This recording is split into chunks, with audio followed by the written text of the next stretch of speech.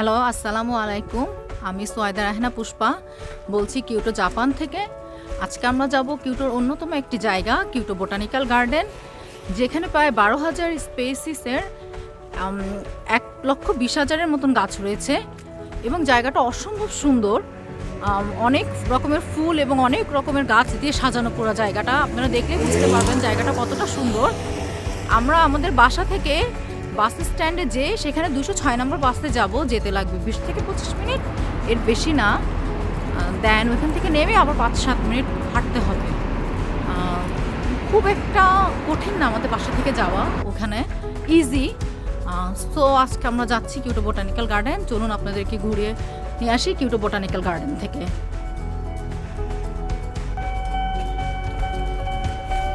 আমাদের ফালাক পাখি ঘুমিয়ে গেছে, বাসা থেকে বের হতে পারিনি এখনও, আমরা বাসে উঠতে পারিনি, 5 মিনিটও হাঁটিনি, সে ঘুমিয়ে গেছে। সে অনেক এক্সাইটেড ছিল বের হওয়ার আগে।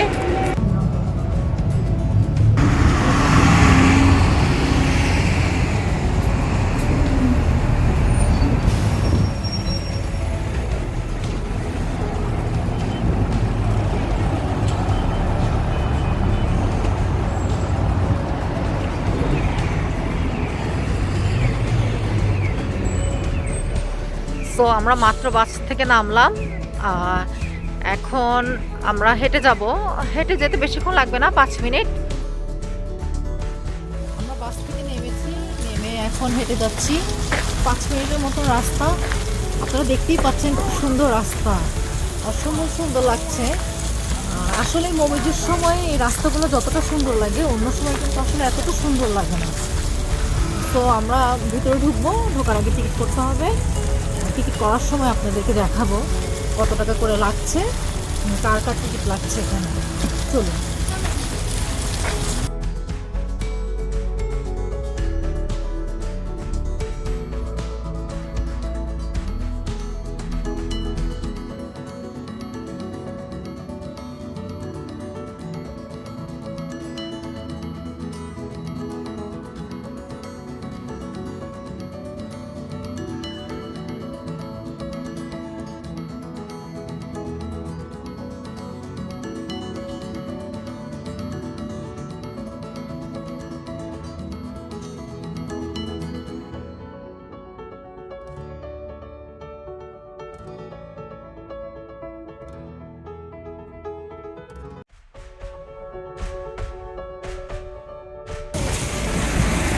Balak.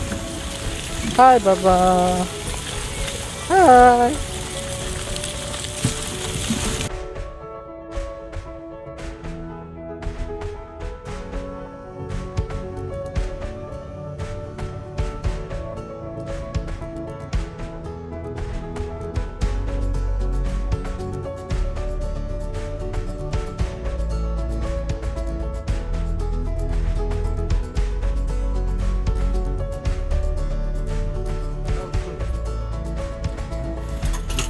Different technical.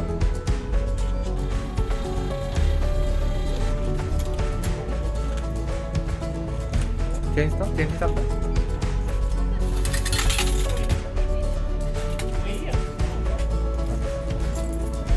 University student, সেজন্য টিকিট লাগছে না, শুধু আমি টিকিট করেছি। আর ফালাক অনেক ছোট, সেজন্য ফালাকেরও টিকিট লাগবে না। তো আমরা এখন ভিতরে ঢুকবো।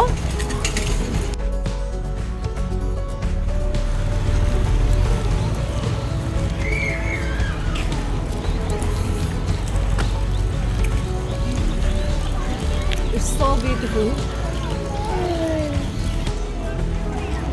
আপনারা ম্যাপে যে জায়গাটি দেখতে পাচ্ছেন, এটি আসলে মেন এন্ট্রেন্স। মেন এন্ট্রেন্সে ঢোকার পরে এরকম একটি চত্বর থাকে, যেই চত্বরটি আসলে অনেক রকমের ফুল দিয়ে সাজানো। শুধু যে আসলে এখানে অনেক রকমের ফুল আছে তা না, এই জায়গাটি আসলে অনেক রকমের পাতাবাহারও রয়েছে এবং এটি দেখতে অসম্ভব ভালো লাগছে। এটি আসলে এই সিজনে দেখতে এরকম, বাট এটি অন্য সিজনে দেখতে অন্য রকম থাকে। যেমন স্প্রিংয়ের সময় এই জায়গাটি পুরোটা টিউলিপ দিয়ে সাজানো থাকে।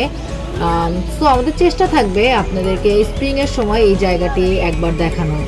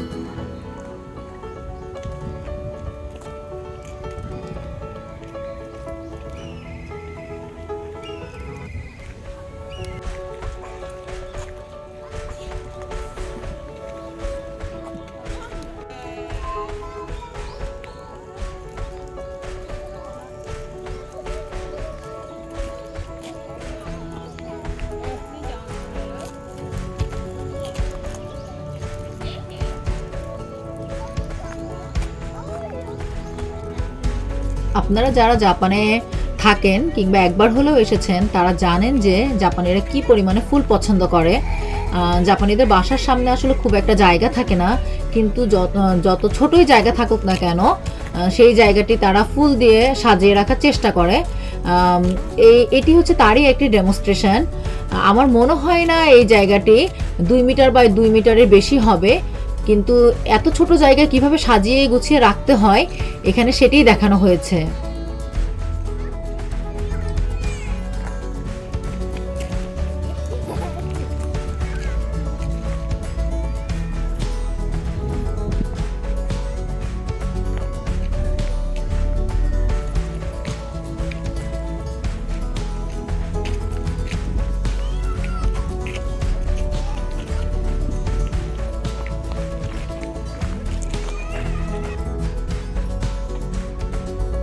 আপনারা যে কাচের ঘরটি দেখতে পাচ্ছেন এটি আসলে গ্রিন হাউস কনজারভেটরি।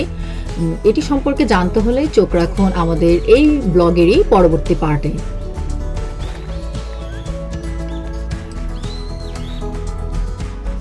বোটানিক্যাল গার্ডেনের ভিতরে ঘুরে আমাদের সাথে দেখা হয়ে গেল পারভিন আপু এবং তার 2 বাচ্চা মাহবুব মুনতাহার। আপু এখানকার খুবই সিনিয়র এবং খুবই জ্ঞানীগুণী একজন মানুষ। আমাদের বেড়ানোটা এখন আরো বেশি এনজয়েবল হবে কারণ আমরা সঙ্গে সঙ্গী পেয়েছি এবং ছোট ছোট 2 বাচ্চা আছে। সো ফালাকের জন্য অনেক মজার হবে, বাকি সময়টা খুব আনন্দে কাটবে আশা করছি। তো এই ছোট্ট জায়গাটা হচ্ছে বনসাইয়ের জন্য, এখানে অনেক রকমের বনসাই আছে। বেশ আপনারা জানেন যে এশিয়া হচ্ছে যে বনসাইয়ের জন্য খুবই ফেমাস এবং এখানে অনেক রকমের কালেকশন আছে। আপনারা দেখতে পাবেন যে অনেক টাইপের এবং প্রত্যেকটাই দেখতে খুবই সুন্দর। আর বনসাই মানে তো আপনারা জানেনই বড় গাছকে ছোট করে রাখা।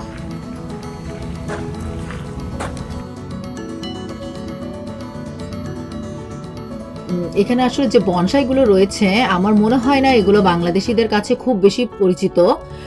আমিও যে আসলে চিনি তা না, তবে এতটুকু বুঝতে পারছি এখানে বেশ কিছু ম্যাপেল আর বেশ কিছু পাইনের বনসাই রয়েছে।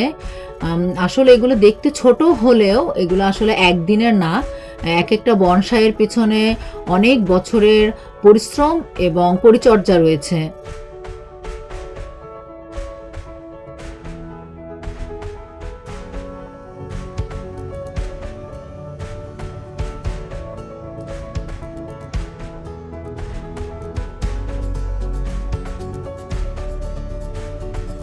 এখানে যতগুলো বনসাই রয়েছে তার মধ্যে এই বনসাইটি সবচেয়ে সুন্দর, এই ম্যাপেল বনসাইটি।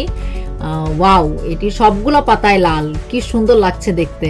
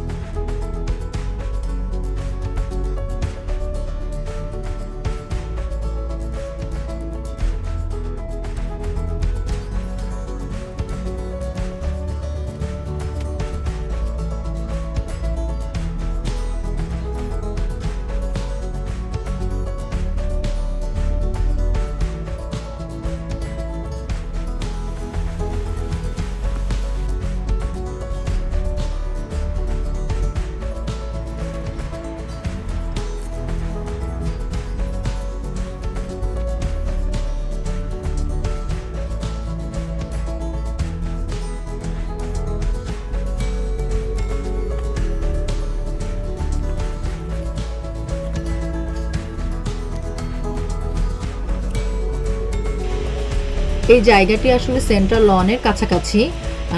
এটিকে পুরোটা ফুল দিয়ে সাজানো মনে হলেও কিন্তু এটি আসলে জীবন্ত কিছু গাছ।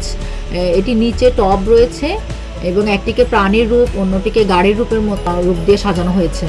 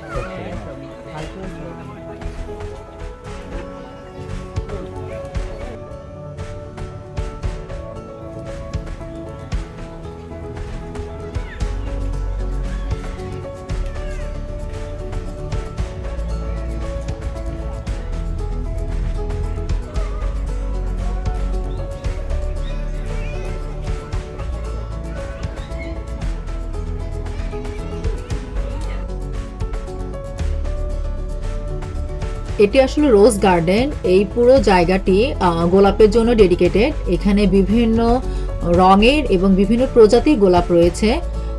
চলুন দেখে আসি কিউটো বোটানিক্যাল গার্ডেনের গোলাপের কালেকশনগুলো।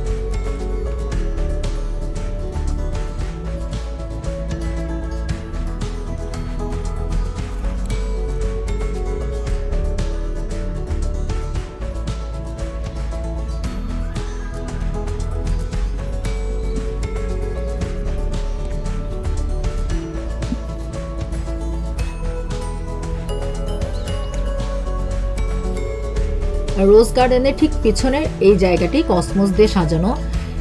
এই জায়গাটি দেখতে অসম্ভব সুন্দর লাগছে। আমি জানি না ভিডিওতে এত সুন্দর দেখাবে কিনা, চোখে দেখতে যতটা ভালো লাগছে। স্প্রিংয়ের সময় আসলে এই জায়গাটি টিউলিপ দিয়ে সাজানো থাকে, বিভিন্ন কালারের টিউলিপ থাকে, বাট অটামের সময় এই জায়গাটি কসমস দিয়ে সাজানো রয়েছে।